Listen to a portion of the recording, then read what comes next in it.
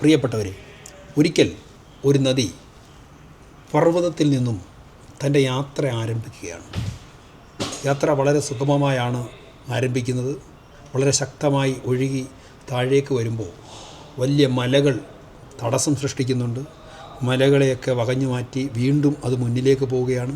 അപ്പോൾ മരങ്ങൾ തടസ്സം സൃഷ്ടിക്കുന്നുണ്ട്. അങ്ങനെ കടന്നു വരുന്ന സമയത്ത് ഒരു മരുഭൂമിയിൽ വരികയും മരുഭൂമിയിൽ വെള്ളം കുടിക്കുകയും ചെയ്യുമ്പോൾ ഈ നദി ആലോചിക്കുന്നുണ്ട്, ഇവിടെ അങ്ങ് കൂടിയാലോ എന്ന്.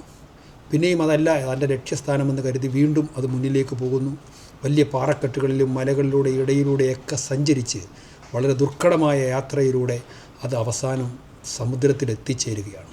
അപ്പോൾ സമുദ്രത്തിൽ എത്തിച്ചേരുമ്പോൾ അത് ആലോചിക്കുകയാണ്, പണ്ട് ഞാൻ തടസ്സങ്ങൾ വകഞ്ഞു മാറ്റാതെ വന്നിരുന്നെങ്കിൽ എൻ്റെ ലക്ഷ്യസ്ഥാനത്ത് എത്താതെ പോകുമായിരുന്നല്ലോ എന്ന്. അതുപോലെ തന്നെയാണ് നാമും നമ്മുടെ ജീവിതത്തിലും നമ്മുടെ ബിസിനസ്സിലും. നമുക്കൊരുപാട് തടസ്സങ്ങൾ ഉണ്ടാകാറുണ്ട്.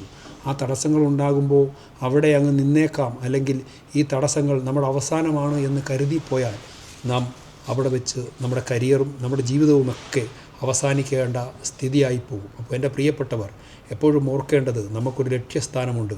അവിടേക്ക് നാം ഈ വെള്ളം ഒഴുകിയതുപോലെ, ഈ നദി ഒഴുകിയതുപോലെ നാം ഒഴുകുക തന്നെ ചെയ്യണം. എപ്പോഴും നമ്മുടെ ലക്ഷ്യസ്ഥാനം നാം കണ്ടുകൊണ്ട് മുന്നിലേക്ക് കുതിക്കുന്നവർക്കാണ് എപ്പോഴും ജീവിതത്തിൽ വിജയമുണ്ടാകുന്നത്. പ്രിയപ്പെട്ടവരെ, അപ്പോൾ ഗോ ഫ്യൂച്ചർ വിത്ത് അസ്.